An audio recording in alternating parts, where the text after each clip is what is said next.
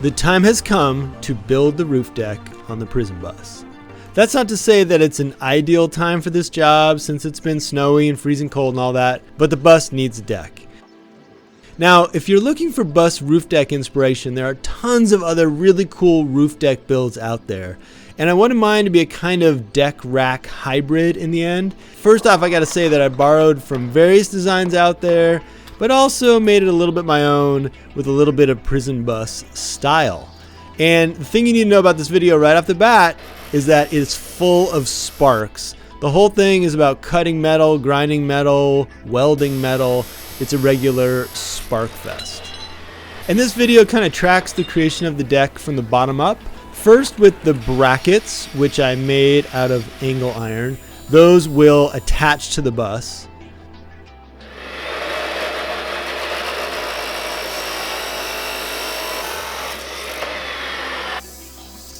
Then with the legs for the rack, 8 in all, and they are cut out of 1-inch tubing, which I quickly ran out of, and so I needed to go to my local steel yard for some more.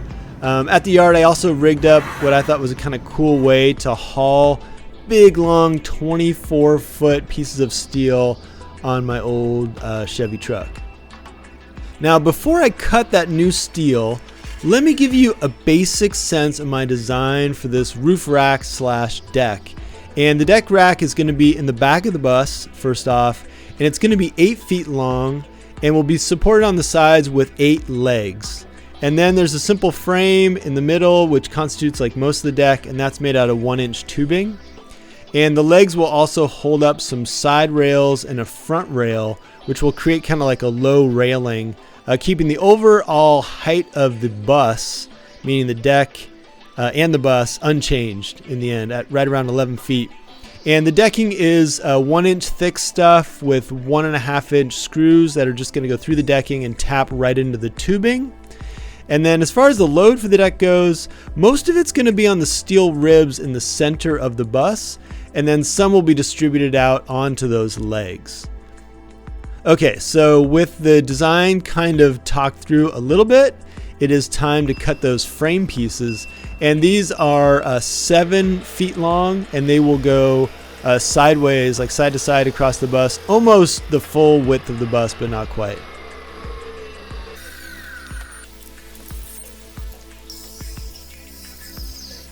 And with all the pieces cut for the basic frame of the bus, the next thing I did was created like a level structure using my Workmate sawhorses. I created a level structure in my garage so I could set everything up, and then I just like cleaned up my steel and got it prepped for welding.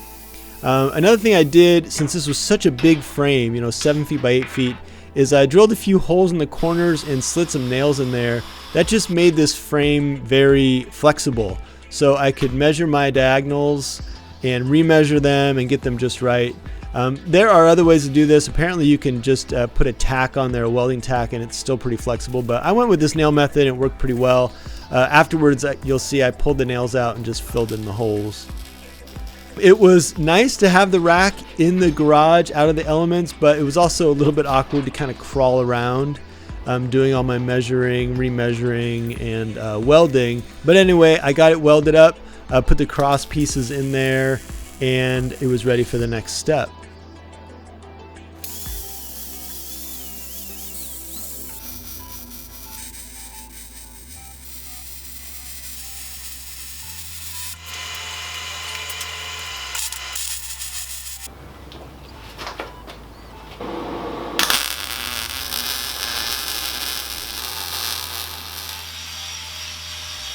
Alright, so the basic frame was done, and it ended up not being all that heavy, so I went ahead and moved it outside, set it up out there, cleaned it with some acetone, and gave it a coat of spray paint just because I thought it was going to be too hard to paint it up on the bus, and I wanted some protection on it.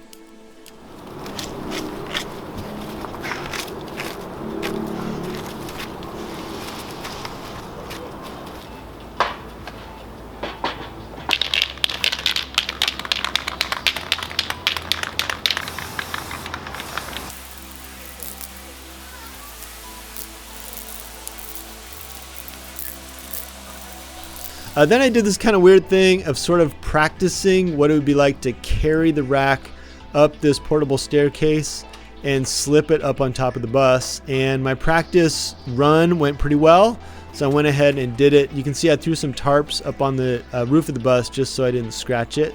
That was one of Melissa's good ideas, and it worked out pretty well.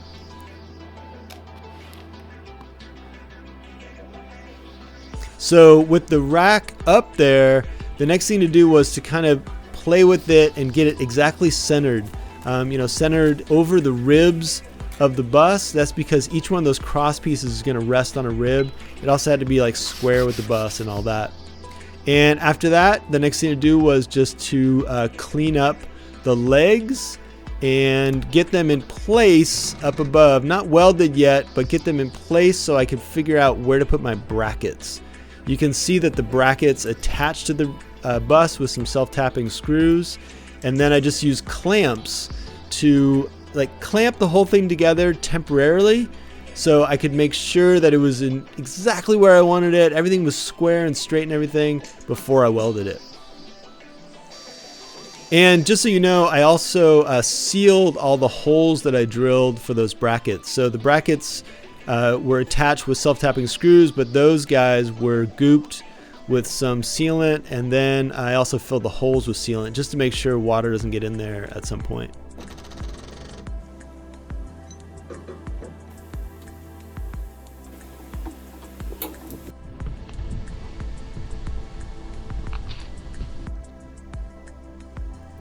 And you should be able to see here that the load is on those center members on the roof. Not in the squishy spot that I stepped in, but on the ribs, which are nice and firm.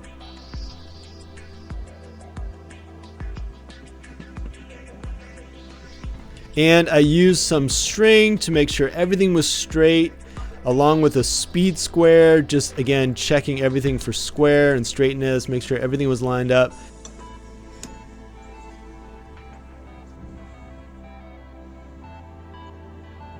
And I did have to file a few holes just to square up the legs perfectly. Those are the holes in the brackets. I kind of made those into slots. That allowed my legs to move a little bit. And with that articulation, the speed square was telling me that everything was finally just perfectly lined up. So I prepped some of that metal for welding, and then I rolled out my aerial welding rig and welded everything in place.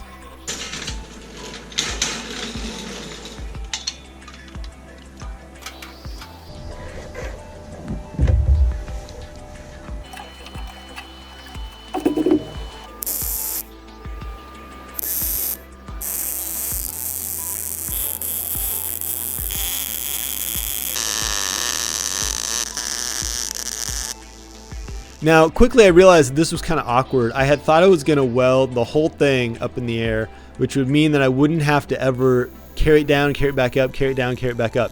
But that just wasn't going to work out. My welder wouldn't reach all the way up, and I just wasn't getting the best welds in those awkward positions. So I lowered the rack back down. It was getting a little bit heavier with that added metal, but I went ahead and I did it and put it back on my outdoor rack so that I could add the top rails and just a few more little touches and details and get a final coat of paint on it. So I'm really glad that I didn't end up doing the whole thing up in the air. I think I did a better job, and it just ended up just more dialed in and accurate. This is the top rail. You can see it goes around the two sides on the front, and then there's a mitered joint in the front piece that just allows the tubing to not have too many open ends. There were, I think, 4 open ends in this whole project, and I just closed those up with little pieces of square metal.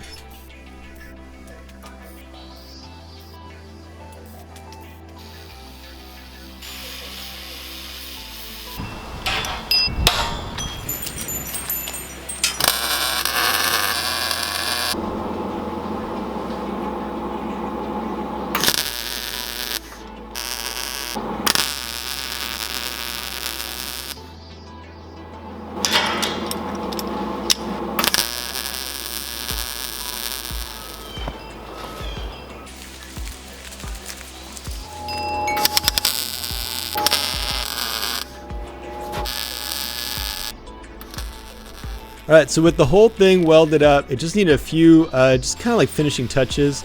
I put a couple hooks on it, some kind of DIY hooks.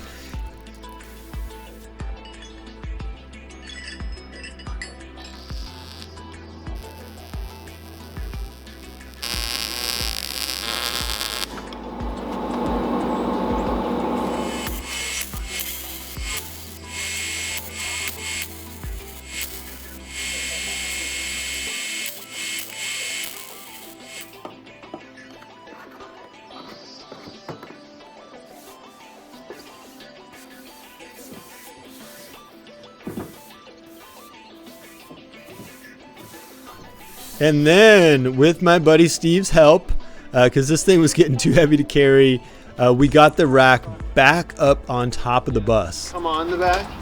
Right. Oh, you can, but... Okay. How are we doing? We're good. It's really easy up here. And how tall does this make the bus? It's the same as the AC unit. It's actually lower. It's just 11 feet. Oh, that's easy.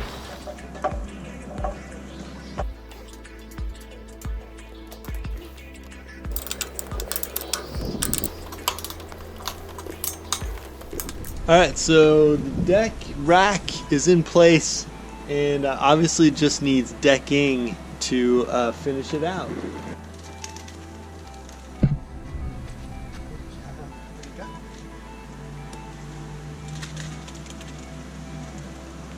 Yeah!